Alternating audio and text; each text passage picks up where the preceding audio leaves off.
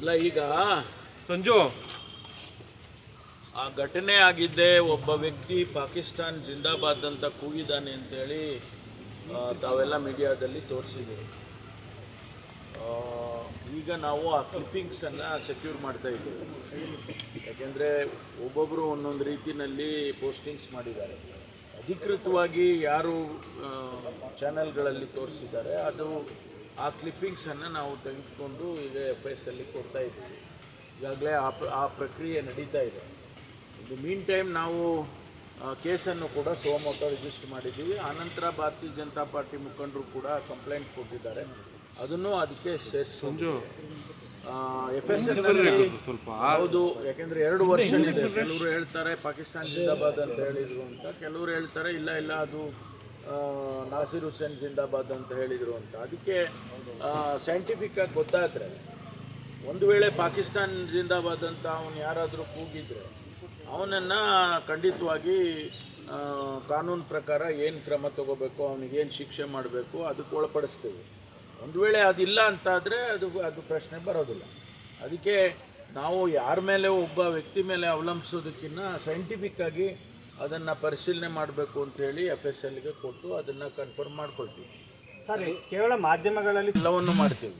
ಯಾವುದನ್ನು ಈಗ ಅಲ್ಲಿ ಯಾರಿದ್ರು, ಅವ್ರ ಪಕ್ಕದಲ್ಲಿ ಯಾರಿದ್ರು, ಈಗ ಕ್ಲಿಪ್ಪಿಂಗ್ಸಲ್ಲಿ ಗೊತ್ತಾಗುತ್ತಲ್ಲ ಪಕ್ಕದಲ್ಲಿ ಯಾರಿದ್ರು ಅವ್ರನ್ನ ಸೆಕ್ಯೂರ್ ಮಾಡ್ಕೋಬೇಕು. ಆಮೇಲೆ ಅವ್ರನ್ನ ಕೇಳಬೇಕು, ಹೌದಾ ಅವ್ನು ಹೇಳಿದ್ದು ಸರಿ ಇದೆಯಾ, ಅದು ಈ ಥರ ಹೇಳಿದ್ನ ಆ ಥರ ಹೇಳಿದ್ವಿ. ಎಲ್ಲ ತನಿಖೆ ಅಂದರೆ ಎಲ್ಲವನ್ನು ಮಾಡಬೇಕಲ್ವಾ. ಎಲ್ಲ ತನಿಖೆ ಮಾಡಿ ಖಂಡಿತವಾಗಿ ಯಾವುದೇ ಕಾರಣಕ್ಕೂ ಒಂದು ವೇಳೆ ಅವನು ಪಾಕಿಸ್ತಾನ್ ಜಿಂದಾಬಾದ್ ಅಂತ ಹೇಳಿದರೆ ಅವನಿಗೆ ಏನು ಶಿಕ್ಷೆ ಆಗಬೇಕೋ ಅದು ಶಿಕ್ಷೆ ಮಾಡೇ ಮಾಡ್ತೀವಿ. ಯಾವ ಕಾರಣಕ್ಕೂ ನಾವು ಕಾಂಪ್ರಮೈಸ್ ಆಗೋದಿಲ್ಲ. FIR ಮಾಡ್ತಾರೆ ಕೇವಲ ಒಬ್ಬ ಅದರಲ್ಲಿ ಅಂಡ್ ಅದರ್ಸ್ ಅಂತ ಹಾಕಿರ್ತಾರೆ. ಅವಾಗ ನಿಮ್ಮನ್ನು ನಮ್ಮನ್ನು ಎಲ್ಲರನ್ನೂ ಸೇರಿಸ್ತಾರೆ. ಮಾಡಲಿ, ಅವ್ರು ಮಾಡೋದಕ್ಕೆ ನಾವೇನು ತಪ್ಪು ಅಂತ ಹೇಳೋದಿಲ್ವಲ್ಲ. ಅವರು ಪ್ರತಿಭಟನೆ ಮಾಡಬೇಕು ಅಥವಾ ಅವ್ರು ಏನು ಮಾಡಬೇಕು ಅದನ್ನು ಮಾಡ್ತಾರೆ. ಅವರು ಇದು ಒಳಗಡೆ ಕಾನೂನು ಚೌಕಟ್ಟಿನಲ್ಲಿ ಅವರು ಮಾಡಲೇಬೇಕು. ಒಳಗಡೆ ಮಾಡೋದಿದ್ರೆ ಸ್ಪೀಕರು ಕೊಡಲಿ. ಅಲ್ಲ ಇದರಲ್ಲಿ ನಾವು ಮಾಡಿರೋದೇನು, ಕಾಂಗ್ರೆಸ್ ಪಕ್ಷ ಏನು ತಪ್ಪು ಮಾಡಿದೆ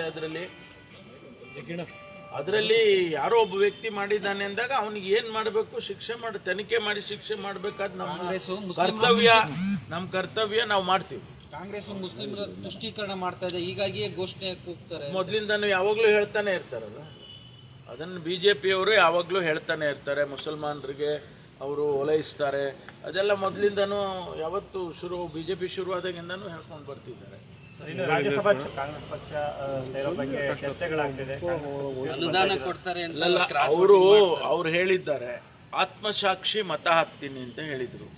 ಅದೇ ಪ್ರಕಾರ ಅವರ ಆತ್ಮಸಾಕ್ಷಿ ಕಾಂಗ್ರೆಸ್ ಪಕ್ಷಕ್ಕೆ ಮತ ಹಾಕಿ ಅಂತ ಹೇಳಿದೆ ಅಂತ ಆಯ್ತಲ್ಲ. ಈಗ ಆತ್ಮಸಾಕ್ಷಿ ಮತ ಹಾಕ್ತೀನಿ ಅಂತ ಹೇಳಿದ್ರು, ಆ ಪ್ರಕಾರ ಮತ ಹಾಕಿದ್ದಾರೆ. ಇಲ್ಲ, ಇನ್ನು ಸೆಕ್ಯೂರ್ ಆಗಿಲ್ಲ. ಅದನ್ನು ನಾವು ಕನ್ಫರ್ಮ್ ಮಾಡ್ಕೊಂಡು ಎಲ್ಲ ವಾಚ್ ಮಾಡಿ ಪ್ರತಿಯೊಬ್ಬರನ್ನು ಕೂಡ ಈಗ ಕ್ಲಿಪ್ಪಿಂಗ್ಸಲ್ಲಿರೋರ್ನೆಲ್ಲ ಈಗ ನಾವು ನೋಡ್ಕೊಳ್ಬೇಕಲ್ಲ. ಇನ್ನು ಯಾರನ್ನೂ ನಾವು ಸೆಕ್ಯೂರ್ ಮಾಡಿಲ್ಲ. FIS ಇವ್ರದ್ದು ನಮ್ಮ TVನವ್ರದ್ದು ಯಾರು ಫಸ್ಟು ಹಾಕಿದ್ರು ಅವರಿಂದ ನಾವು ಪ್ರೊಕ್ಯೂರ್ ಮಾಡ್ತಾ ಇದ್ದೀವಿ. ಇವತ್ತು ಈಗ ಬೈ 10 o'clock ಸಿಕ್ಕತ್ತೆ. ಅದನ್ನು ನಾವು FIS ಕಳಿಸ್ಕೊಡ್ತೀವಿ. ನಮ್ಮ ಇದನ್ನು ಕೂಡ ನಮಗೆ ಬಂದಿರೋದು ಅದನ್ನು ಕೂಡ ಕಳಿಸ್ಕೊಡ್ತೀವಿ. ಒಳಗಡೆ ಉತ್ತರ ನಾನೇ ಕೊಡ್ಬೇಕಲ್ಲ.